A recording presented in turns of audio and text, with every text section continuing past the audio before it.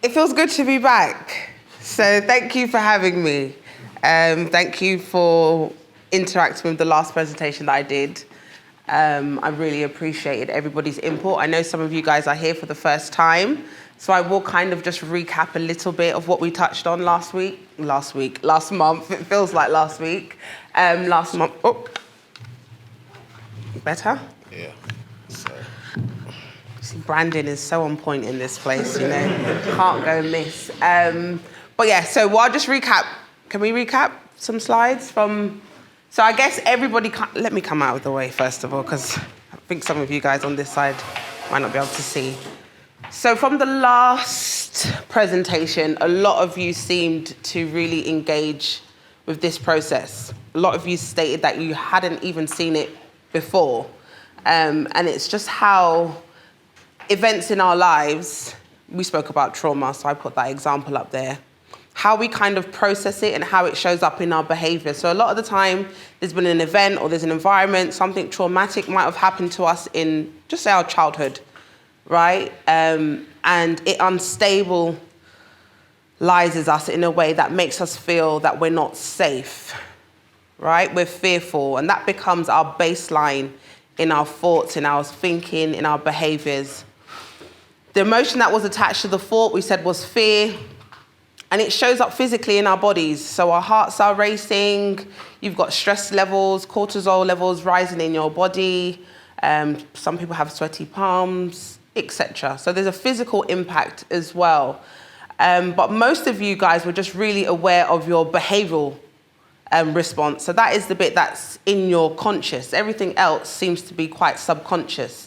So the whole idea of the last presentation was kind of raise your level of awareness to recognize how much is actually happening at a subconscious level that influences how you think, how you feel, how you behave, and that you're not just a physical entity. There's so much more to you, right? And the whole idea is that throughout your lifetime, you guys will become really comprehensive men, okay, that can impact the communities that you're in. The next slide, this is where we kind of ended the presentation, which sparked so much conversation, right, about suicide. So we had so many warning signs from how we see ourselves to negative views of self, hopelessness, isolation, moods changing, not wanting to engaging in risky behavior, substance abuse.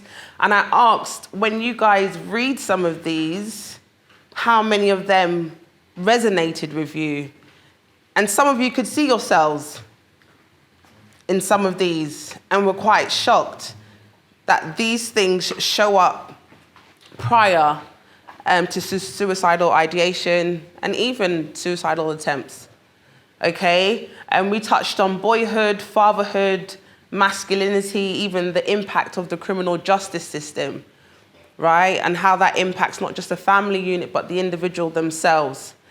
And one way to combat suicide amongst young black men was to engage in male-friendly services like what we're doing right now, okay? So what we're gonna be doing today is kind of just a follow-on from suicide. We'll talk a little bit more about it. I definitely wanna hear the voices in the room, because I feel like the last session I did a lot of talking at you guys. I really wanted to kind of lay the foundation, you know, enhance your understanding and awareness of what mental health is, what does it look like.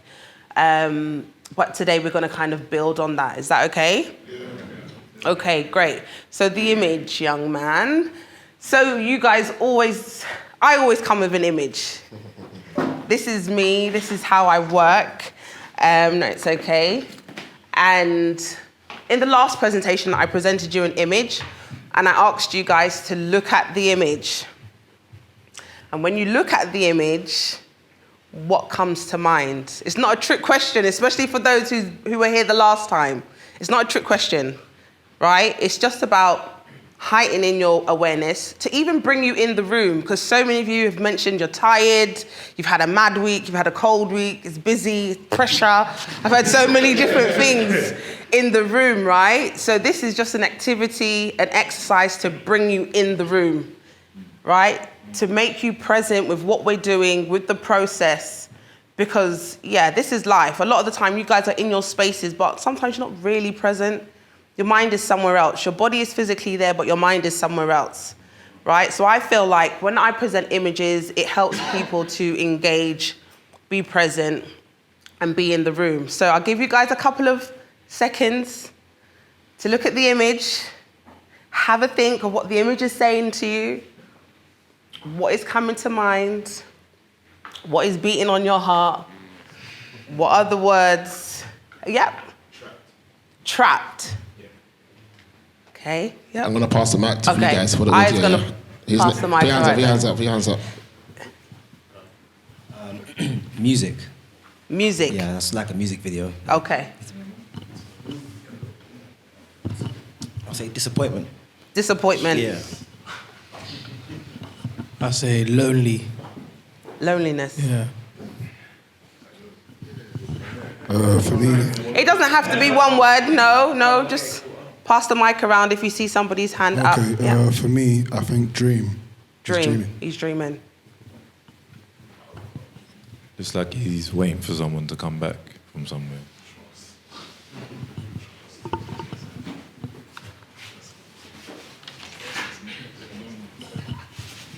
I feel like this is me on any given day.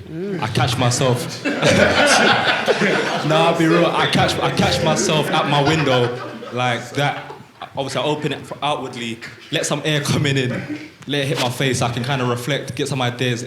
Particularly evening times, after a long day, I tend to do that to think, where am I at? To recalibrate sometimes. God, what's the next move, direction for myself? I think that looks like me. That's bad. Thank you so much. I'd say for me, it reminds me of a childhood where I was overprotected, where I wanted to go outside and play, explore, go on an adventure, but I was stuck inside with toys that couldn't talk to you. So yeah. Thank you so much. Just keep passing the mic around, put your hands up so people can see you. I would say for me, the person looks like they're at a crossroads, so it's like there's a big decision that he has to make. It's something that he can't do alone, so maybe he's battling, should I tell someone about this thing or not? So there's a big decision to be made there. Yeah. Thank you. It's quite deep. Thank you. It's an interesting picture. It kind of takes me back to childhood, actually. It's weird because I think growing up, I didn't really know how to express emotion. So I'd often do that. I see in movies, like you see like a pan and someone's looking to the sunset or looking over a window or just doing some fake action to put on a sense of thoughtfulness. So when I saw it, I was like, well, I used to do that when I used to, I maybe got shouted at or didn't know what to do or didn't know how to respond. So I'll go to the window, pretend I'm in a movie and just, stare. It's powerful images. I was going to say that. It reminds me of the opening scene of Top Boy season 1. The OG Top Boy. Yeah, you remember Renell? Yeah. Like when he was looking at them lot stealing the drugs and that, yeah. Oh, wow. That's what it actually reminds me of. But linking to that, I think, because the character himself was kind of stuck in the situation and stuck in the end and stuck in just difficulty. So, yeah. Thank you. You've got someone in the far corner as well when you're finished. Thank you. It's funny, to be honest. From what the guy said in the All Saints Top, mine was actually the complete opposite of exactly what he said. He said overprotected. Mine was kind of like being underprotected, I see that and I see myself like trying to figure out how I'm going to raise myself in the future. Yeah. That's what I saw when I see it. Overprotected, underprotected. Yeah, I think for a child, he looks like he's got a lot of weight on his shoulders. He's got a lot of responsibility, he's got a big decision to make, and he's taking some time to think about it. But for a child, that's a lot of weight that I can see on his shoulders.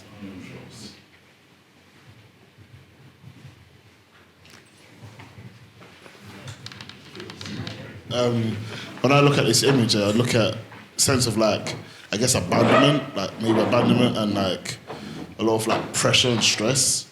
That's the way, like, and abandonment, like feeling like no one likes me.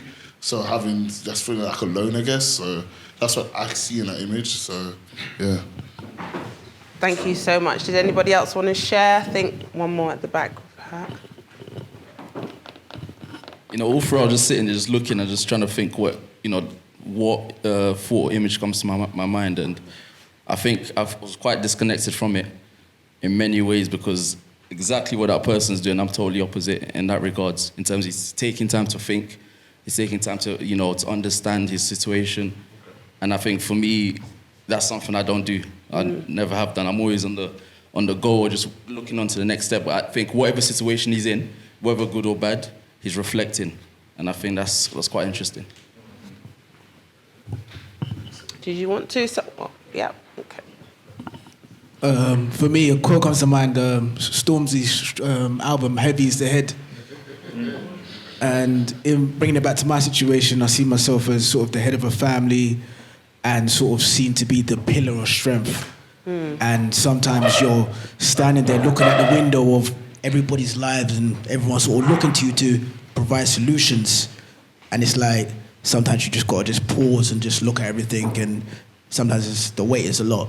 But that moment, I just see him as pausing or maybe even freezing at that point. Thank you so much. Heavy is the head. One more. Thank you. For me, it brings back the memory of when I was younger, and I'll be looking out the balcony and other kids are playing out. And I just wish I was like them in that moment. So I guess it brings comparison to mind, just comparing to other people and what they're doing and not appreciating where you are in that moment. Yeah. Thank you so much. You're part of your team has got their hand raised all the way at the back, sorry. Yeah, last one. I see my younger brother, actually, and I'm wondering what's going through his mind, and wondering how I'm going to protect him. Thank you so much. So again, what we discussed last time is you see the world the way you are and not the way it actually is. If I told you that this boy, I don't know, was waiting for his mum to come back with an ice cream from the ice cream van downstairs, you'd be like, rah. How? The boy's excited, he's elated, he can't wait for his mum to come back with that ice cream. That's a whole different narrative, isn't it? But how we see the world, we've projected that onto this one image, right? So I want you guys to take note of that and be mindful of that as you go through the world, as you engage with people, as you interact with people, how you respond to them and how you perceive them may not have nothing to do with them and everything to do with you. Yeah? So thank you guys so much for sharing your thoughts on that picture. I really appreciate them. So today we're going to be talking about suicide, and we'll touch on fatherhood as well. So suicide is a really complex problem, So even when it was Iman that asked me a question the last time about, so how do we help and how do we solve? It's like, yeah, it's such a complex problem, and I would never be ignorant enough to be here and sit here and try and give you one answer, okay? It's a multifaceted problem that requires a multifaceted solution, yeah? So suicide is a complex problem. However, one factor, so if you look at research, right? If you look at research, the underlying concern when it comes to suicide is the failure to construct a healthy identity, okay? So that is the main concern that we have when it comes to suicide. So before we go any further, I put a question here. I would like you to consider the following question. Who am I? I'm always throwing things back at you. I'm not here to just talk at you. I need you guys to use that brain, create some new neural pathways, think some ways that you've never thought before. So I am going to ask you some questions. So who am I? That's a big thing. What's your identity? Think. Because we operate from this place. Right? We operate from this place. So when you're brave and when you're courageous enough, just raise your hand and we'll take some responses of who you think you are. Yeah, he put his hand up first. It's just, me, it's just simple, just child of God. You're a child of God. Yeah. And that's your identity. 100%. Okay. No problem.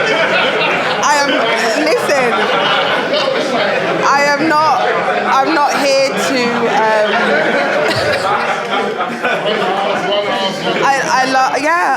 I love the response. And I'm not here to rebut anybody's response either. So I'm not going to be like, oh, well, that's wrong. You know, you can't say that. Yeah, so I want everyone to be brave enough to share and be authentic, right? Because this is how we're going to learn. Okay, so thank you so much. You're a child of God. That is your identity. That's how you operate. Yeah, I was going to say as well, the son of the father. But I was saying to Nick here, like, sometimes I'm pondering it and I'm like, I know everything that I am in Christ, but aside from that, what am I? Do you know what I mean? More time, when people ask me, oh man, like, aside from that aspect, I just start knowing what I do. But it's like, okay, but aside from all my talents, aside from, do you know what I mean? Like, who am I? Yeah, that's good. I struggle with to kind of actually find on a daily basis. So, yeah. Thank you so much for just being honest and talking about the struggle of actually questioning ourselves about our identity. Who am I really? Right? Who am I when I'm not functioning in a role? A lot of us have learned to identify with the role. But when the role is taken away, what is left? Yeah? Somebody else. I think I would say I'm a collection of comfortable contradictions. And what I mean by that... Go on, please elaborate. Let me cook.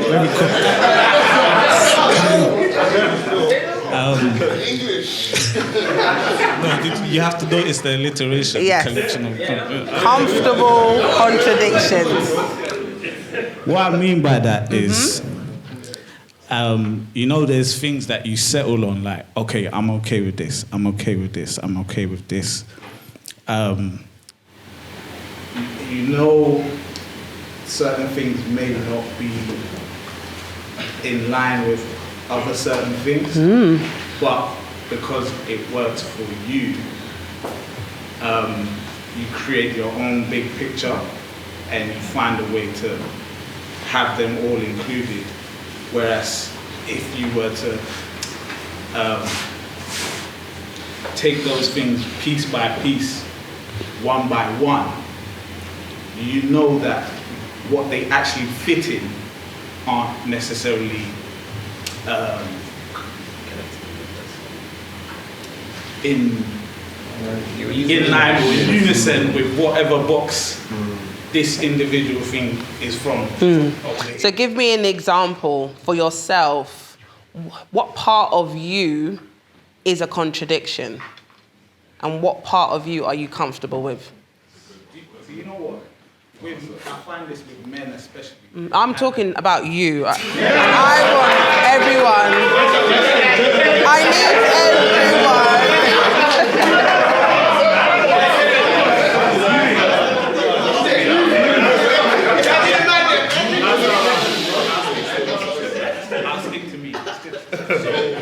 So, for example, I'll give you an example everybody can understand.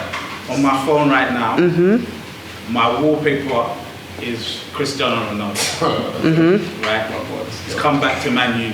It's been a dream since he left in 2009. I wanted him back. 13 years.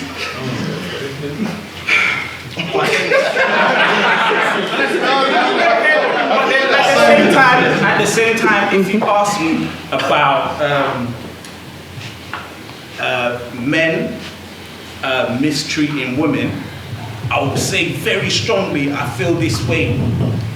But Ronaldo's got a questionable history. Yet still, he's my wallpaper. Yeah. You see. So it's like. But is he a part of your identity? No. I'm just using it as an example of the contradiction. But the question is because the reason why. No, I'm using it as an example of the comfort. I'm using it.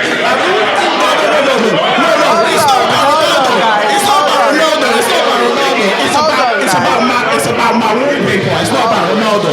Hold on. The example is not about Ronaldo. Sorry. Yeah. Let me clarify. The example is not about Ronaldo. Okay. The example is about me having him as my wallpaper. Yeah. Even though there's two things that do not. How I feel about men treating women and Cristiano Ronaldo.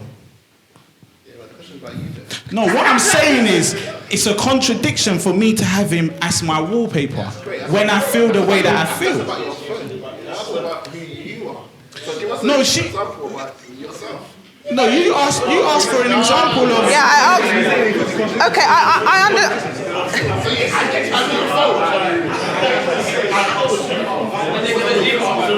Yeah. When you say your complex contradiction, it's about you as an individual, not your values, but your identity. And what I'm saying is my identity, Joshua. So you as Joshua, not your values, but you. What makes you you? That's what I'm saying. My values, what I stand on, what I say I live by every day. What I say is how I want people to perceive me, what the impact I want to have on this world, the legacy that I want people to remember me by. It's all rooted in my values. But at the end of the day, go on. I do things that contradict that. Yeah. And I'm comfortable with that. Okay. I understand. So in your value, and you gave the example about how women should be treated, that is a part of who you are. That's a part of your belief system. That's a part of your value. That's who you claim you are. But there isn't a conviction in terms of your behavior. No, there's a conviction. But he's your wallpaper. It's just that. He's your wallpaper. Sometimes I'm comfortable enough to contradict that. Okay. All right. So it's me wrestling every day with the contradictions that I have within me. Yeah. And then choosing which ones I won't wrestle with and I'm comfortable with. Okay. Thank you very much for sharing that. And a lot of men do that. I know you've given me quite a superficial example of Ronaldo. However, many of us have values, but our behaviors don't reflect that. Right? So on the inside, we might want to value the woman that we are dating, respect the woman that we are courting, but yet still we find ourselves entertaining other females, doing things that we shouldn't really be doing, but yet still my identity and my value is I think women should be treated with respect. Yeah? I get you. Thank you so much for sharing. Anybody else want to share? Yeah, go. I think, going off of Joshua's point, Joshua's your name, right? Yeah. Who am I? What's your name? My name is Emmanuel. Okay. Who are you, Emmanuel? I am innocent, free, loved, a child of God. But kind of going off what Josh said, I think when we have a lot of layers on top of that we're tainted with in the world that we walk in. Yeah. But really and truly, like that's who I am. I am loved. I am a child of God. I am Emmanuel. Yeah. You know? And sometimes I think I can't even define that fully myself.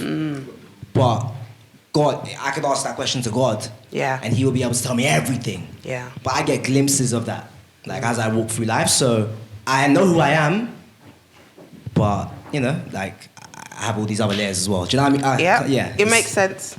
Thank you very much. Anybody else want to share who they are?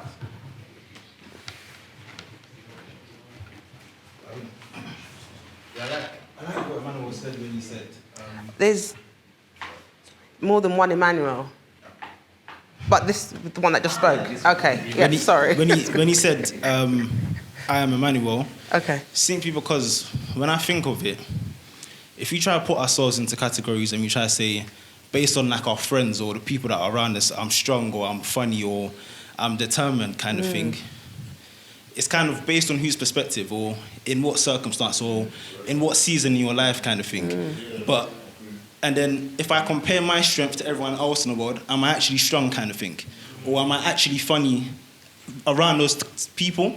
But then I think my strength is very different to everyone else's strength. And my humor is not the same as everyone else's type of humor. So it's kind of, when you said I am Emmanuel, and my name's Asaze, I think to myself, I'm unique, I'm special, but it's not just in a cliche way. Literally, every single aspect of me that is positive, it can't be replicated by anyone else because it's a specific type. Like the same way we kind of speak about, for some reason, there can be so many people that are talented and good at music, but we love listening to so many different people because Adele's voice or whoever's voice is not the same kind of thing. So I think, yeah, I don't fully know how to explain what I said, but... You did? No, you said a lot. Thank you.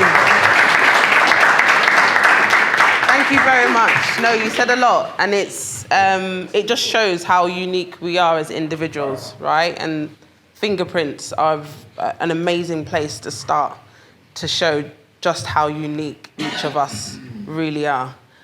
Somebody else has got the mic. Yep. Yeah, so my name's Emmanuel. God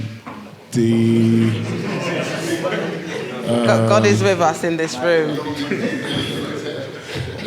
I'm a black man, and the 4 unquestionable pillars that make me who I am is 1, I'm a Christian. Yeah. 2, I'm a son. 3, I'm a husband. 4, I'm a father. Those things can't be questioned. You can't take those things away from me. And from those distinct pillars, I function. Yeah. But my function is not my identity. It's what I do because I'm a husband, I do X, Y, and Z. Because I'm a father, I do X, Y, and Z. Because I'm a Christian, I do X, Y, and Z. So those are the pillars that I believe make me who I am. But what can't be questioned ultimately is, yeah, I'm a black man. And I stick out like a sore thumb. So, yeah, I think when it comes to the topic of identity, especially as men and how we've been socialized, we first answer by our characteristics, which, you know, Asaz, that's the brother's name? Yeah. Yeah, so, you know, what he was talking about, I don't disagree. I think what we're socialized to do is to look at characteristics and practices and things that we do. And so with the example about being funny and stuff like that, we then use those things and then compare ourselves to other people and feel like we're less. So why I say what I say is because the way I was born, I was a man. I can't, you know, society may question it, and we've obviously got, you know, challenges that are rising. But that can't be questioned. You know, you were born, you know, you were born of a woman, so by default you're a son. That can't be questioned. And the other, you know, key areas of your life, that's what I think as a man we ought to focus on, so that we don't get into the conundrum of arguing and debating over what characteristics beat what, and, you know, i.e. money, who makes more money, who's driving a flashy car, and we think our manhood is based on that. And then that pressure, which because of perception is what's killing us. And it goes back to the picture, you know, that you started with, because at the end of the day, it is down to interpretation. I think of it as a boy looking outside of the window, but based on his experiences, things that were said to him and stuff like that, he will interpret what he's seeing in front of him. But if we stick with, my view is, if we stick with the unchangeable elements, we don't have to then go into the minute things to make us feel more or less of who we actually are. Yeah, thank you very much. We'll take a couple more answers before we go on. That's a very good insight. I really appreciate that. For me personally, I've struggled for the past few years with sort of a hero complex with me and my family and my wider family and everything like that. And as I mentioned before, previously, Heaven's the head. Yeah. Everyone's sort of looking to you to be the solution, to be perfect, all that type of stuff. And over the years, or like, more so probably the last year, I've been sort of reflecting and asking God, like who am I? What's my identity outside of what I do or how I'm trying to save people and that type of stuff? And if I choose not to save people for one reason or another, what am I then? So I'm kind of in the process of asking God to sort of redefine or reestablish that foundation so that when I do or don't save somebody, it doesn't change, similar to what you said. So, yeah. Thank you very much. Last contribution, and then we will...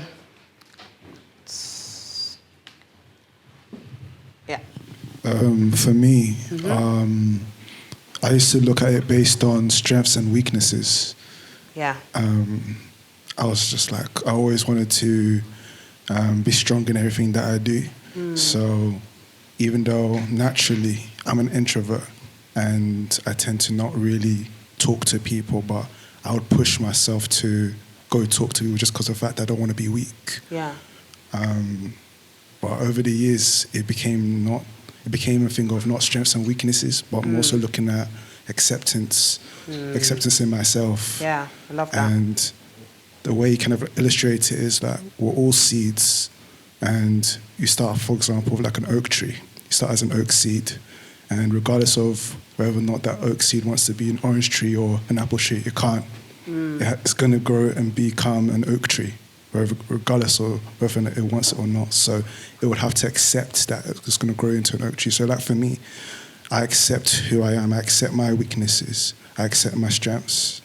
And I just continue to work on them and continue to flourish into the person that God called me to be. So, amen. Thank you so much. Thank you so much for that. And the reason why that is so powerful is because a lot of us fall into that trap of wanting to say, I am strong. These are my strengths. I know I touched on it the last presentation. There are aspects of our identity that we have to come to peace with. We have to make peace with the areas of our lives that don't look the best, that doesn't quite match society's expectation, or my wife's expectation, or my sisters, or my mums, or my sons, or my daughters, right? If we go to the next slide, we'll have a look at some of the main layers of identity. So a lot of you guys kind of touched on these in different ways. So these are the things that make up who we are. What I do, right? I am, and I believe. Okay? I believe. Some of us don't even know what we believe. We're so wrapped up in I do. This is where men like to live. In the I do, right? Because really that's how society responds to us, in the I do. Very few people respond to us based on what we believe. Okay? And I am are some of the characteristics that we didn't get to choose. So again, I am a black woman. Like Iman said, I am a black man. We never got to choose that. I am, I don't know, African. I am Jamaican. I am whatever, Chinese, Japanese, whatever. So some of these areas we really need to make peace with. Because I feel like majority of the men in the room are black from an ethnic background. There's parts of us that we need to make peace with. There's parts of us as black men that want to hide, that want to conceal, that want to cower, because the perception of what that looks like in society isn't quite accepted. But by the end of today, what I want to encourage everybody to be able to do is, we're not going to be living for affirmation. We want to live from a place of affirmation. Right? As black men, we should not be living for affirmation. We must be living from a place of affirmation. We have to be affirmed in who we are, solidify, knowing, comfortable in who we are. Whatever that looks like, the good and the bad. Yes, I might act out because in reality, my soil wasn't great. The soil that I was raised in wasn't the best. So sometimes you might see some fruits manifesting, right? But that's okay. It's something for you to work on. It's something for you to dig up, maybe change. So does that make sense? Yeah. Is that something that you can note down and probably at some point go back and check again who you are based on these three things? You've got a hand. Question, I don't know, or a comment. So then would you say, like, let's say, for example, you believe you're confident, but you actually act shy, that there's a problem somewhere in terms of your identity? Yep. Yep, for sure.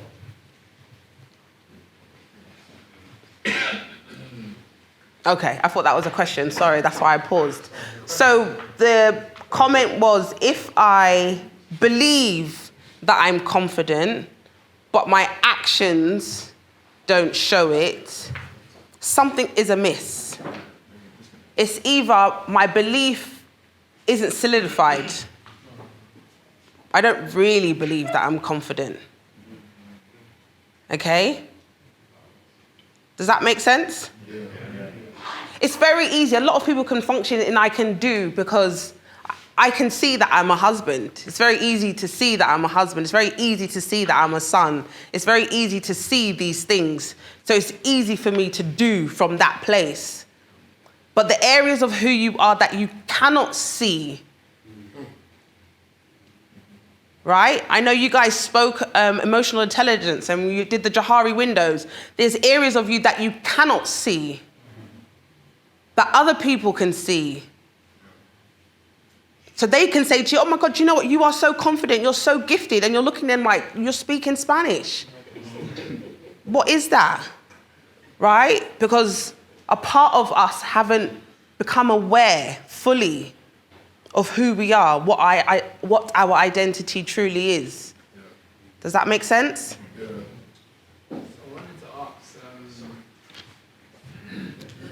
Yeah. I wanted to ask, how do you operate from a place of like being affirmed in each quarter?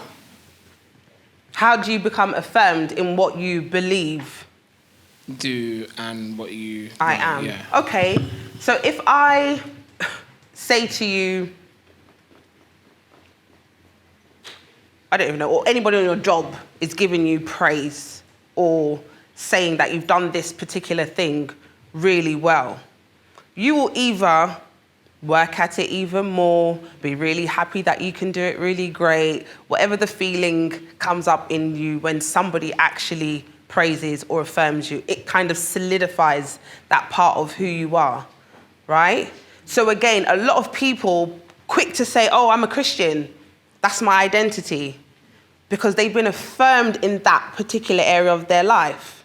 They've been affirmed because the word of God says. They've been affirmed maybe because pastor said. They've been affirmed because maybe a mentor said. So they're very strong in that area. I believe I'm a Christian because I've been affirmed in this area of my life.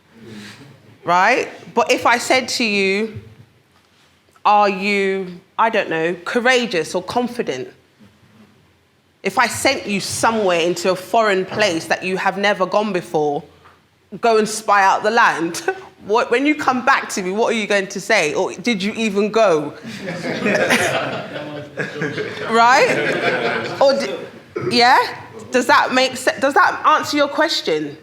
You can say no and we'll go again. It's okay. The affirmation will come from your surroundings. Something has to resonate inside of you with your environment. Because you can be affirmed in the wrong things too. It doesn't just work one way, right? It can work the opposite way too. So basically, it's others affirming you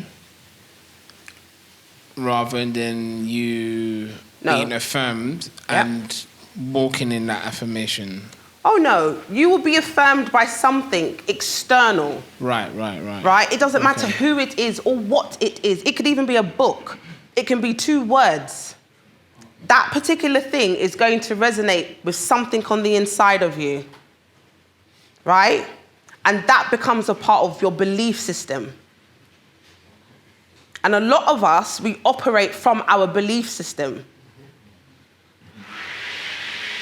You know, I was also thinking the bit about the I do. Mm-hmm. I feel like that is very important because, you know, like the without faith without works is dead.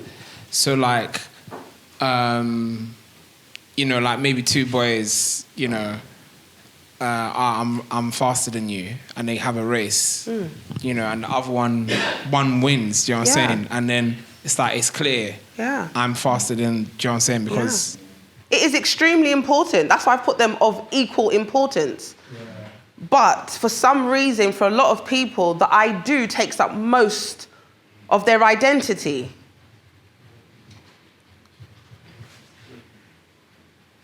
When the job is gone, I do is gone for a lot of people. But that's I do in one area. That's one, what else do you do? Do you play football? Do you, I don't know, are you a husband? Do you have a role? Do you have roles? Are you a son? Yes. Are you a brother, maybe? These are other things that you do. These are roles and responsibilities. But some people, when mum is gone, I don't know who I am. When wife is gone, I don't know who I am. When the child, God forbid, is gone, I don't know who I am. When the job, I use that one because the pandemic, as I said before, was huge on mental health. Because a lot of people's identity was wrapped up in, I had to get up and go to work 9 o'clock and I sit at a desk and these are the people that I work with, and then it was gone. It was like, what happened to me? Who am I? Where do I go from here? What do I do? Okay, because I was thinking like, because like, let's say a footballer, for example, all they do is football. Yeah. And maybe they retire, that's it. Yeah. You know, they've not done, like maybe during their teens or whatever, they didn't really study too well. And then you hear stories of how some get bankrupt or like lose everything because that's all they done. Whereas there's some that may have invested or just done other things, and you can see that playing out after their career as well. So like people that just do like just their job or just their role as a father or whatever, would you say that maybe there is a lack of do when it comes to the I am part of them? That's why when they lose certain parts of their doing in their day-to-day, they feel like they've lost themselves. Yeah, of course. So if we're going to talk about soil and we're talking about a child, my 2 parts of my brain is going, because when I first qualified, my first client was actually a professional football player who attempted to commit suicide because he got injured and he could no longer play. and his whole identity was wrapped up in football. From a very young age, he was affirmed in that one part of his identity. You're a baller. Your dad, you're a baller. Your community, you're a baller. Your girlfriend, you're a baller. The crowd, when they clap, you're a baller. When they got injured and could no longer play ball, I'm gone. There's nothing left for me to do, right? So this is why I put it up here so you can see and even reflect as a child, even as a child, which is why a lot of men perform for their affirmation. The only time you get the praise is when you've done something great, not because of the position that you hold, which is the I am. I am the beloved, irrespective of anything else.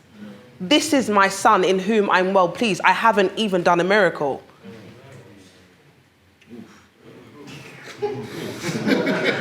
So a lot of people, again, are affirmed because of the things that they do. And we travel and we grow and we evolve with that one way of thinking. And we struggle when it's gone. So I really just put this up because I want you guys to be able to reflect, go home, put that question again to yourself. Who am I? And these answers that you had in the room, where do they fit into these things? Is your I do loaded? And the I am, maybe have one, I am a child of God. One slice of your pie. Definitely not me. Okay, just checking. Just checking. Just checking. Just making sure. Does that make sense? I don't want to spend too long on it because there's some other areas that I want us, to go through. How do you think we tackle this for future generations? Because as we talk about, I do's, like you said about the footballer, I'm a footballer myself, and since I was young, my dad would restrict me from doing other things because you're a footballer. Yeah. Like if I wanted to go on a ski trip in year 7, no, you're a footballer. What if you get injured? So me going through my own journey, again, like you said, getting injured. Yeah. I got injured when I was 17, 18, broke my foot, meant to be out for 18 weeks. And in that time, it was kind of like, I guess because of the way I was raised by my mum, I spent a lot more time with my mum, I became more introspective and very reflective, like all the time. Like I'd always reflect. So in that time where I didn't have football to lean on, that, mother's nurture inside allowed me to be very reflective, which allowed me to, like you say, address these other areas. But how do we now as men tackle repeating the cycle? Because if all we've heard from young is you're this, you're this, you're this, and it's from the lens of, I only do it so that you can succeed in that area. But realistically, it's from a fragmented perspective because they don't understand all 3 slices. Yeah. How do we make sure that we don't repeat it for fear of not being that, hard enough on our boys and all that sort of stuff, to make sure that they're focused? Because it's all well and good us saying now, like, I'm going to look at the I am, that I believe I do. But realistically, a lot of us, as far away from our parents as we want to be, we end up being exactly the same. Yeah. So how do we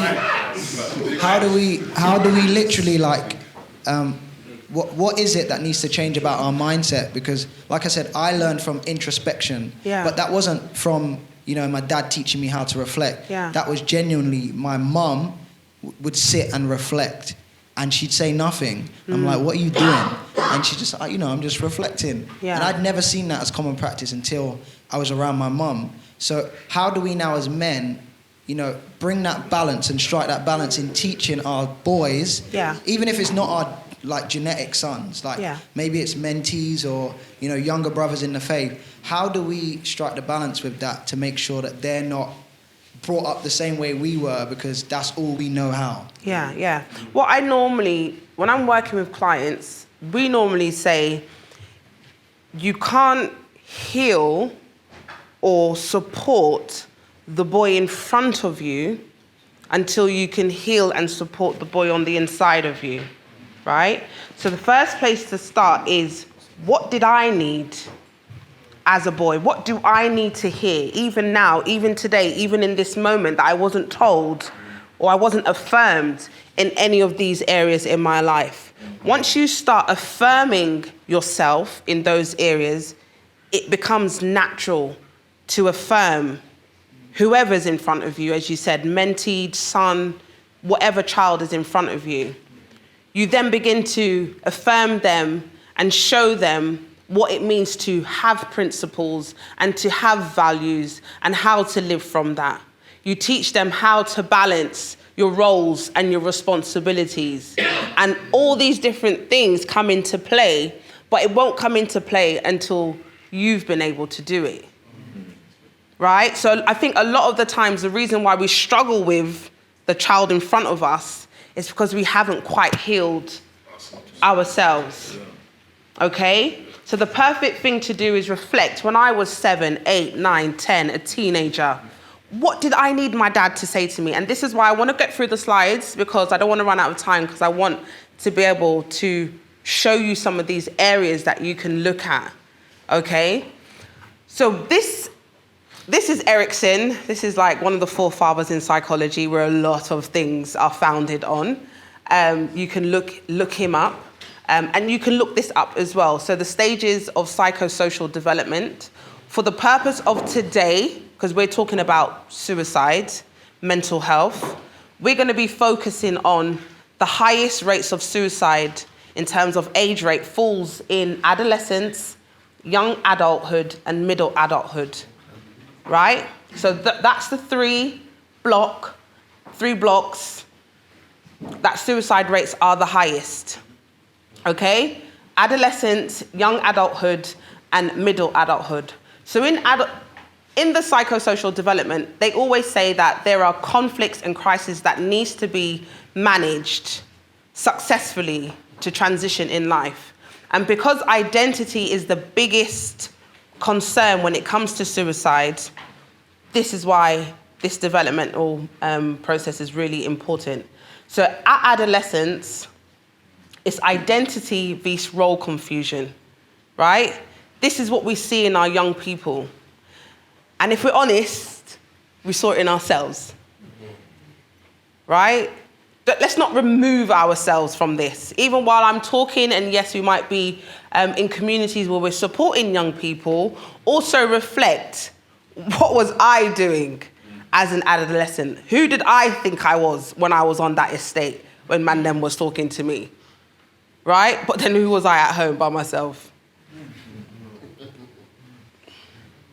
Right? And you will begin to see the conflict that not only you had, but also the conflict that the young people today are having.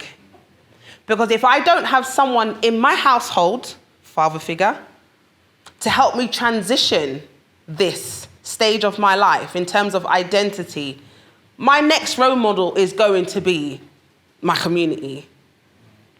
The Mandem that I see every day. When I open my front door and I'm walking to school and I'm coming home from college, they're going to be the men in my life. They're consistent. They're present. So that is the male figure that they're going to learn from. Right? So this is why in our last session, when I'm saying it starts with us, we become what we behold. If we can give the community something else to behold, that is what they can become. That is what they can become. But if right now all they're beholding is this confusion of roadman and whatever else is out there, like, I'm so nervous sometimes to even peep out there, because it's like, this is just too much. Okay? So again, reflect. Where were we as adolescents? Even as young adults, the conflict between intimacy and isolation. What was the balance? Maybe I had a girlfriend. Maybe I had a little something that I was trying to be intimate with. What did that look like? and for those that were rejected by those that they wanted to be intimate with, drove.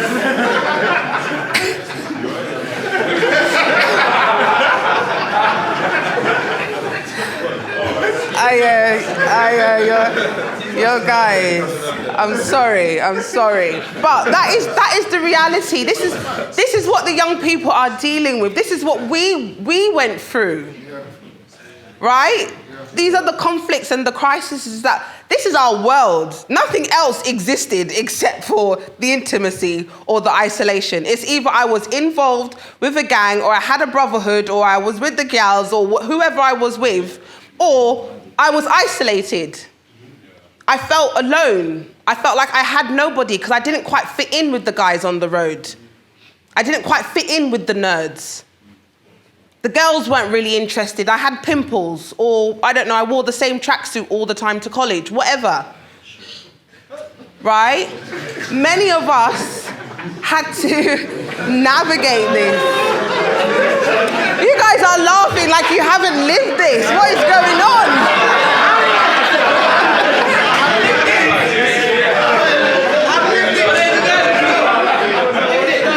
So in reality, when you see a young adult, right, when you see a young adult who isn't quite fitting into society, it is a sign that you should draw near to that person. Because there's a conflict, there's a crisis in their life that you have transitioned from and can support them. You can't laugh, you can't shy away from it. You're supposed to be drawn to it. Why is it easy? And the reason why it is easier said than done is because you yourself haven't made peace, haven't healed that part of you to be able to. I'm just being honest. No, I'm being honest, guys. Listen, we need to be real. We need to be real, right? We talk about scripture. Scripture's always saying that when we are converted, when we are changed, we are supposed to go back and strengthen our brethren, strengthen our brothers, strengthen the people who are in our community. How can we do that? What scripture is that? Luke 22, verse 31 to 32 says, "And the Lord said, Simon, Simon, behold, Satan has desired to have you." Many of you guys, that is the call that was over your life as young people transitioning. Luke 22, verse 31 to 32. Many of you, Satan desired to sift you. He wanted you to be on the roads. He wanted you to die. He wanted to still kill and destroy everything about you.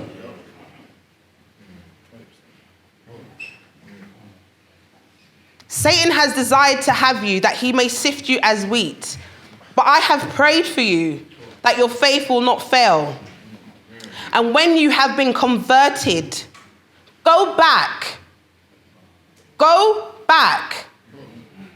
Go back and strengthen your brothers.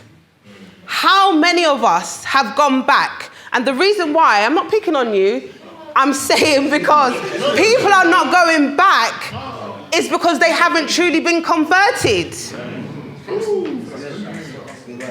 You haven't been healed. You haven't been transformed. The child on the inside of you, that little boy, is still broken, is still looking for affirmation, is still looking for something. So you can't give to the next generation, you can't give to that young boy on your block something you don't have. Facts.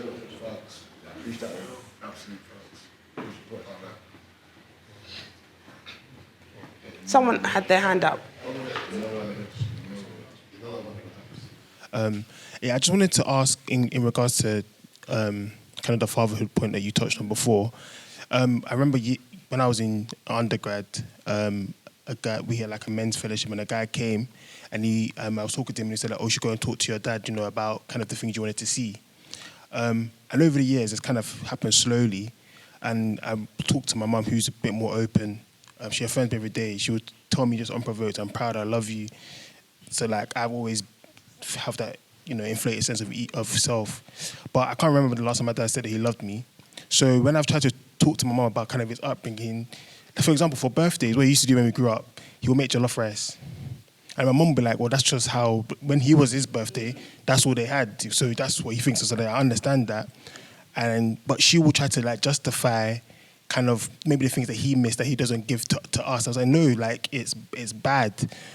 So I'm trying to explain to, because my mum, she lost her dad when she was young as well. So she's been trying to work through her own stuff. So like for my dad who lost his dad when he was old, but he probably didn't get that affection, I'm trying to, so I do it to my sisters now. Like I'll tell them I'm proud of them, I love them like every day so that they can like know.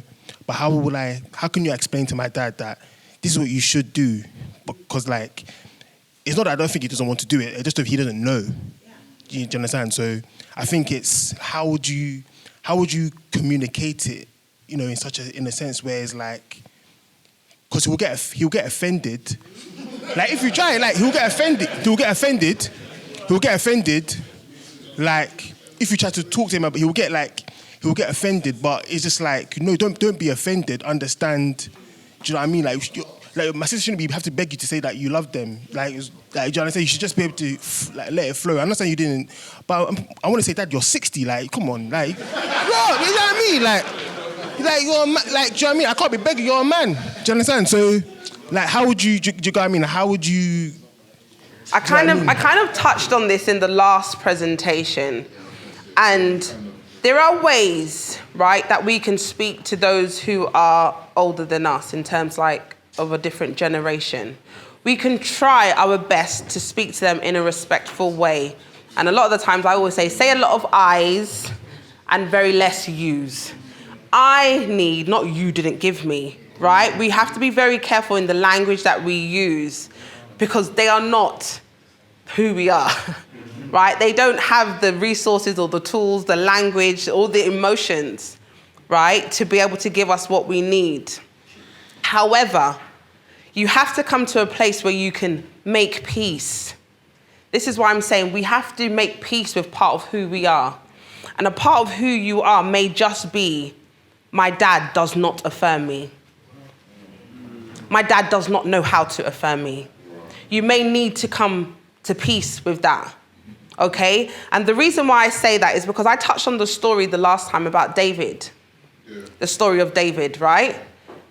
David was ignored by his father, by Jesse. He wasn't even considered, right, when the prophet came in. We already know that. He's somewhere out there smelling, doing whatever he's doing. However, we see how David chooses to parent his own children was a reflection of what he wasn't given from his father. Because when his son raped his half-sister, you would have expected some form of indignation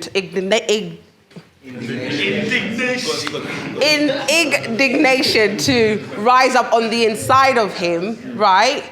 To reprimand that kind of behavior. But he did nothing.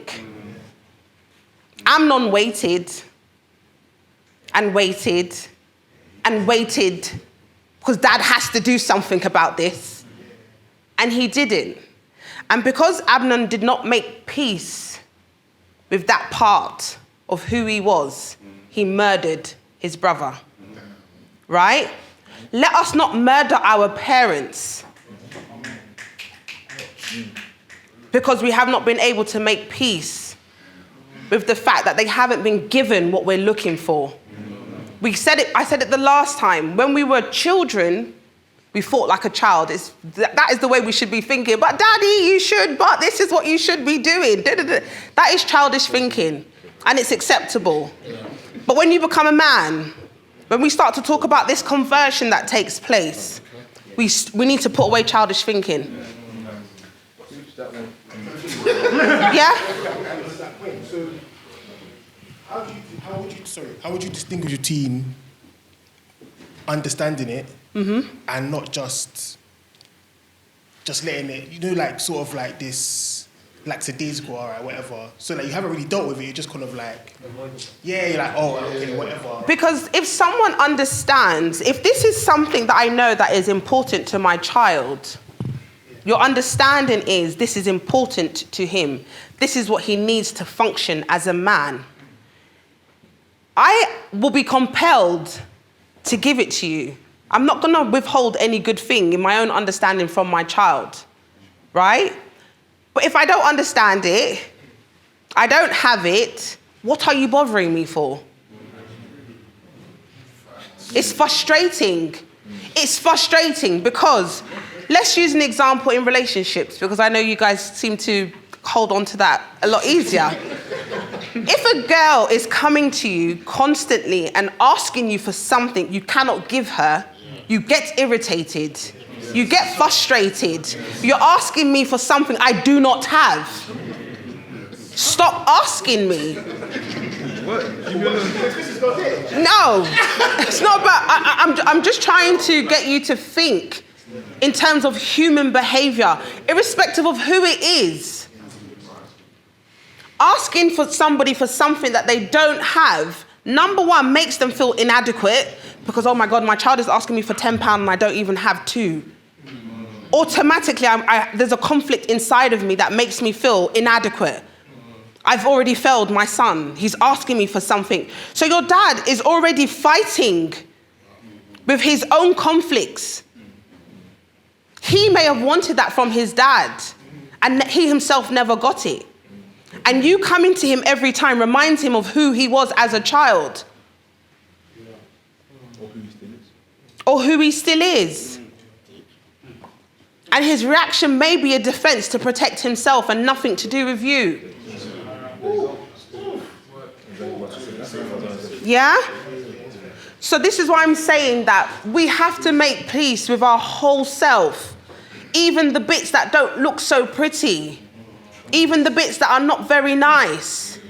You have to make peace and accept that these terrible things have happened to me in my life or are happening to me. But I don't need to operate from it. Does that make sense? Yeah. I know we're pressed for time, so we're going to have to hold the questions till the end, please. So write it down, hold it. Let me just get through the slides. It's already 9 o'clock. Please help me, Ayo, to keep up with time, yeah? So again, the reason why I brought up this psychosocial development or the stages is because I want you to start thinking about the people that you come into contact with and what they're going through. And again, it's okay if you yourself haven't healed. Start the process. Now that you're aware of that there's some areas in your life that you're still healing from, that you still need to work on, that you still need to process, that's fine. Take some time out. Good soldiers know when to tap out. Know when to re-strategize. Know when to come up with a different kind of plan. Because the way that I've been fighting right now is not working for me. It's okay. Take a moment to reflect. What is it that I need? How can I get it? It might be outside of yourself. Again, therapy is important. Next slide, please. So here is, because I know fatherhood will always come up in that transition. Because as men, we look to our fathers to show us who we are, to affirm us in our identity. And a lot of us may not have had a present. You might have had a physical father in the house, but he may not have been present to give you, to affirm you, to show you, to model to you these things. I love Proverbs because Proverbs says that you shouldn't neglect, right, the instructions of your father, nor the teachings of your mother. I don't want you guys to ever think that it's only dad I needed. It takes two. It takes two. So again, thank you for the gentleman footballer that, you spoke about what your mum showed you, because there are two necessary agents in a household to raise a child, a mother and a father. Neither of them can do both 100%. It's just impossible. It doesn't matter how much I may love my son. He needs a father figure. I've worked with men who, my mum was there for me. When I went to jail, she was there for me. She bailed me out. You know, she cooks my food. When I don't even know, suspended, expelled, my mum was there. But I still looked for my dad. I still needed my dad. So again, even those who are raised in single parent households, affirm your mum and let your mum know that even though you've done everything, me needing my father does not take away from the amazing woman that you are. Right? Because a lot of women have that complex. A lot of single mums raising boys have that complex, will always feel like they're not enough. Because I've tried everything. I've tried to compensate for his dad not being there in so many different ways, but yet still that void pushes him to chase after things in this world that are destructive. So if you know a single mom, if you've been raised by a single mom, take the time out to affirm her. Yeah? Okay. Man to man. This is you guys in the room. Right? How have you experienced your father-son bond? Take a picture. These are things for you to go home and reflect on. We've touched on some of you guys have been transparent and honest and courageous to share that. Has your father ever shared anything about himself personally?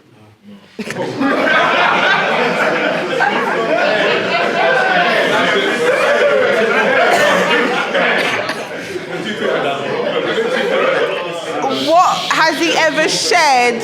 What problems he wrestled with? Right? Or has he ever showed you or told you or explained to you or modeled to you what it meant to him to be a man? These are very common questions that the response to is no. I know one person said it out loud, but a lot of us are saying it in our heads, right? No. The bond isn't there. He's never shared anything about himself. I've never seen him cry.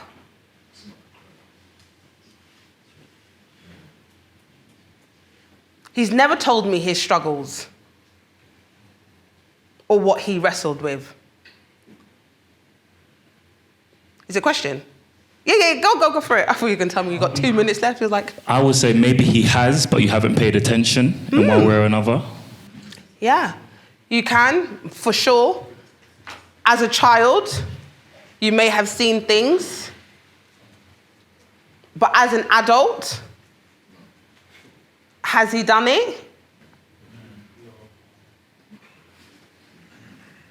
Do you understand? It's okay if you're a child and your dad may be showing these different signs because he may not know how to articulate what he's feeling to a 6-year-old or a 5-year-old, or it's just, oh, daddy's just a bit stressed, or daddy's a bit tired. And do you know what I mean? He's trying to relay it in a way that a 5-year-old will understand, right? But when you come of age, was there ever the conversation about what it means to be a man?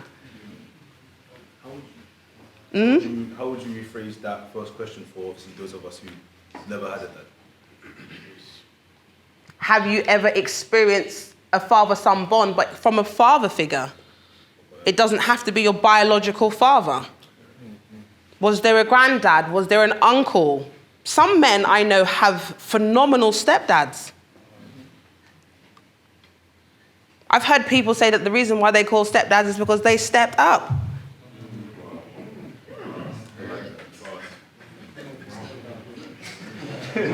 Right? So again, the father figure, a father figure doesn't have to be your biological father. Right? It can be the man in your life that played the role of a father. There's mentors out there, amazing mentors, that are amazing father figures to groups of hundreds of boys. That could be you one day. Right? So again, the reason why I put these questions up is these are questions that will create voids in a man. Right? These are questions that will have you looking for something to soothe that void outside of your father.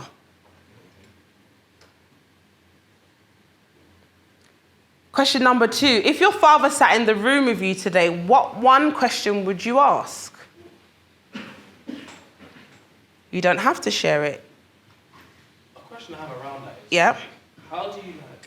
how do you phrase certain questions you might have in a way that doesn't undermine the authority that your father has over you, but still serves the truth of how you feel? Okay, so I was saying, when you're talking to a parent or even just somebody who's older than you, if you can stick to I, okay? So if you're talking to your dad and you say, Dad, is it okay if I talk to you for a moment? And when he's ready, you know, pick a good time, not when he's stressed or when he's watching a football match or whatever. Okay, pick a good time. Okay, is it okay if I speak to you, right? This is how I have been feeling. This is what I need in this moment or at this time, or whatever the clarification is or the answer. It has to be something that I am looking for, okay? Not something that you failed to give me. Yeah? If you can put as many I's in there, because our fathers have been raised with you their whole life. That the moment you go don't even. The moment you say you, it's like, that's my mum, that's my granny, that's that pastor, that's that whoever it is triggering me. Yeah? Does that make sense?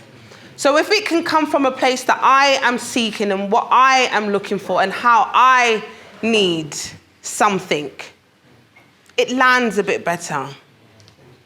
Okay? We all have landmines, including our parents.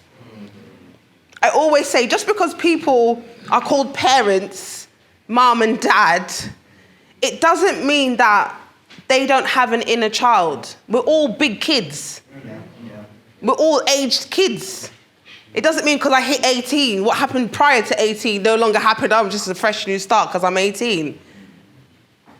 I've traveled and transformed and evolved and brought things from birth right up. So when you talk to your dad, when you look at your dad, bear in mind that that child, that teenager is still there. Yeah? We've got 10 minutes. I guess one good way would be just to take that out to a restaurant and just be able to have that separated time, just to have a little one-on-one. You guys should know your parents. Because for some people, taking them out might work. For some people, you took me out to embarrass me in front of these people. Are you joking?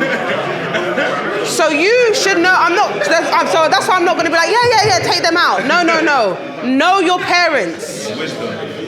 Know your parents. And if you don't know them, start learning them.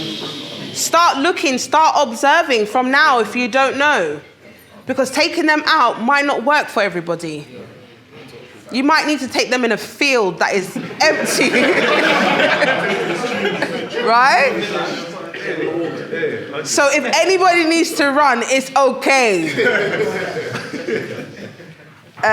Sorry. I wanted to kind of bring it back a bit. I have quite not a long question, but it was based off the question my brother was asking about, how to speak to your father about, certain aspects that go amiss in the relationship.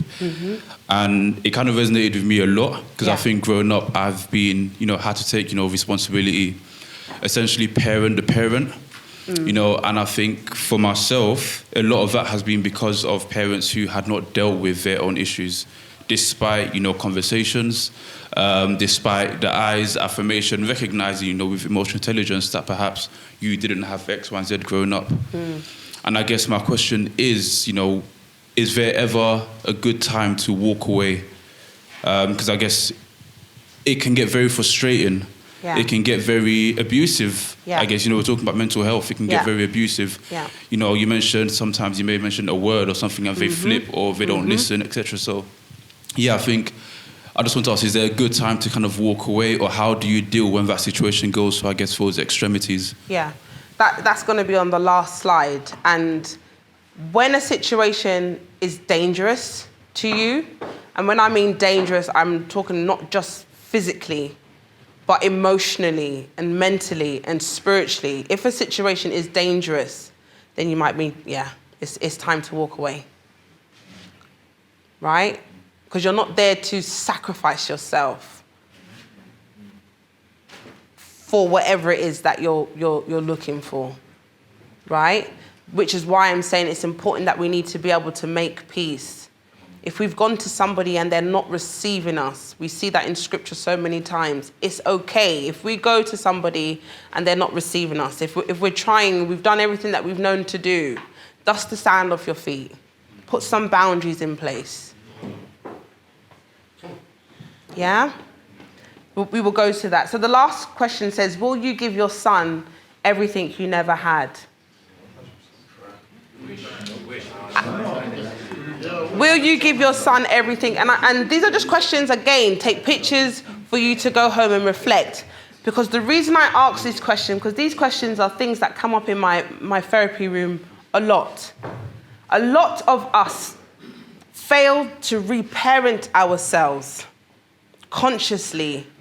So what we tend to do is give our children or the son in front of us, everything that we didn't have.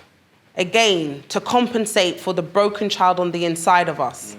And we fail to recognize that what that child, that individual needs may have nothing to do with what you never had gotten.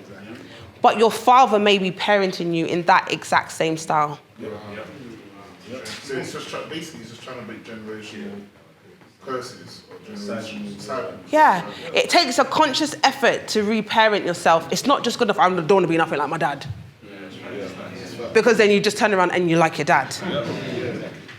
Right? You have to really reflect and take the time out to see where and what happened to you to not repeat it. Okay? So again, the reason why I ask that is because a lot of people jump to that as default. I'm going to give my child everything I didn't have. No way they're not going to do this, and no way they're not going to experience that, and da-da-da-da-da-da-da-da. And you just end up doing exactly what your dad has done. Your dad is trying to give you, your dad may be trying to give you everything that he never had. It may just be that basic jollof rice, and you're wondering why. Every birthday. Right? But to you, it's like, oh, I'm giving my son everything I didn't have. That is your dad right now. Yeah? So that's why I put that question there. Reflect on it. Because a lot of people jump to that default as their fatherhood stance. That's what I'm going to do for my child. And it's very destructive. Okay? Each child is extremely unique. Each child is extremely individual. Each environment is different. Each plant requires different nutrient to grow.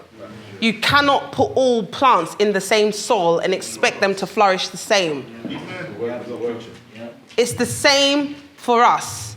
It's going to be the same for our kids. It's going to be the same for the young boys that are in the community, that are around us, whoever it is that we're mentoring, supporting in any way. Okay, I'm very mindful of time. So, the last slide, please. Thank you so much. Suicide prevention, based on what we've discussed today, right? As I've said, remove yourself from danger. This is in all aspects. We spoke about the holistic person in the previous presentation, right? So your physical, your spiritual, your emotional, and your mental. If any of those things are in danger, you need to remove yourself. And it's also, on the flip side, we can talk about it in terms of awareness. So look for these things that could be dangerous in a young person's life. You might be able to spot the danger, the hazard, the risk that's posed to them much greater than they can. Number 2, live each day hour by hour. For all those that came in exhausted, some of your exhaustion is from next week. Some of your exhaustion is from next year. Some of your exhaustion is from the next decade.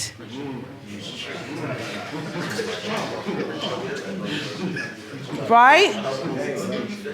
Today is all we need to be concerned with. Today is all we need to be concerned with. And from someone that is in maybe a suicide crisis mode, we always say, hour by hour.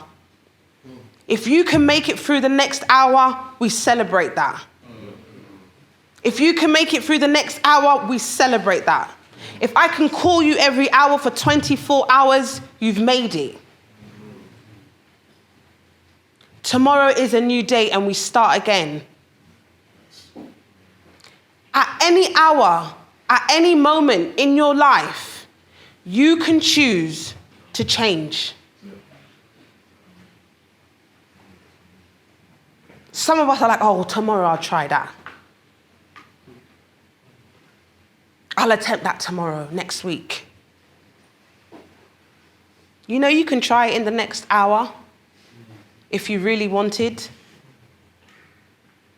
You know you can make space for change. 3, make peace with your whole story. Make peace with your whole story, guys. All of it.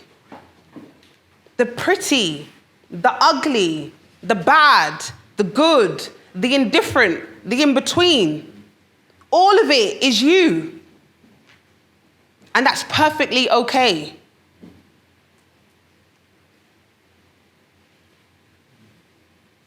Right? Because it's what you try and hide in the dark is going to grab you in the light.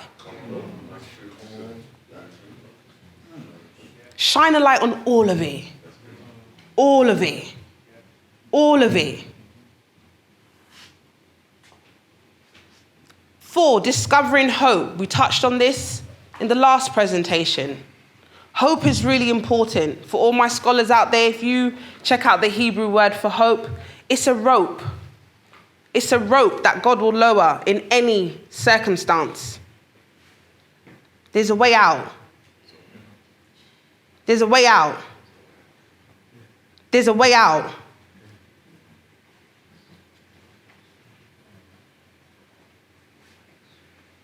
The number one reason why people choose to commit suicide is because they literally feel there is no way out.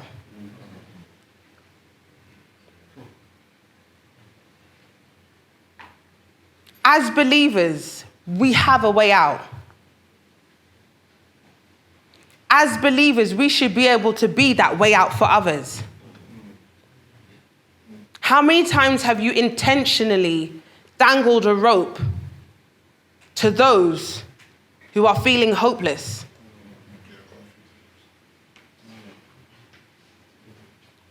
The last one, talk to someone. Men, talk to someone. Talk. Which is why today I tried to make it a lot more interactive than the last presentation, because I want you to talk. I want you to hear your voice. I want you to put a name to the pain. I want you to call it out. I want you to hear it. I want you to feel it. Sit with it. Yeah? Talk to somebody. Find somebody. Again, we spoke about being intentional about who we're going to find. We're not just going to be naked in front of someone who doesn't have the capacity to cover us. Just because somebody is called a pastor, it doesn't mean they have the capacity to cover you.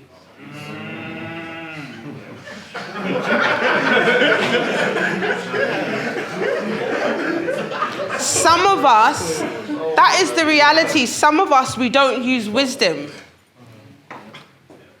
Right? Some of us, we play our own part in church hurt or spiritual abuse. Because we've put I do, the identity that we think that this person has, over their characteristics, over their fruits.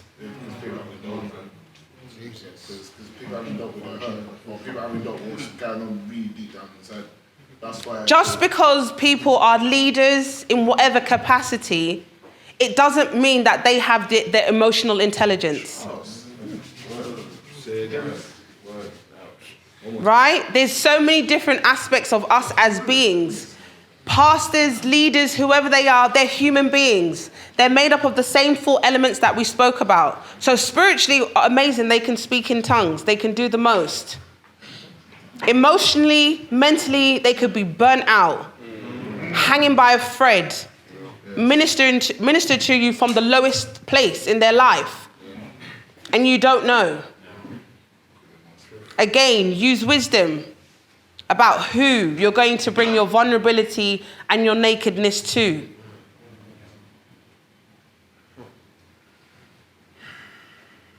That's the end of my presentation, guys.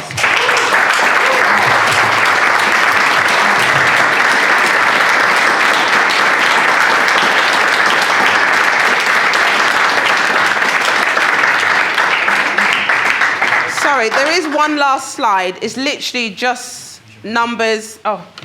Just numbers. That if anybody is in a place where they're struggling with suicidal thoughts or they don't feel like there's any hope for them, there are numbers. Io can share them. I don't know if anybody needs them. He can inbox them to you. But there's 2 slides with 2 slides of contact details that if you need to reach out to somebody who's, I don't know, a stranger, I guess, to you. But yeah, please talk to someone. Thank you so much. Another round of applause for Stacy, guys.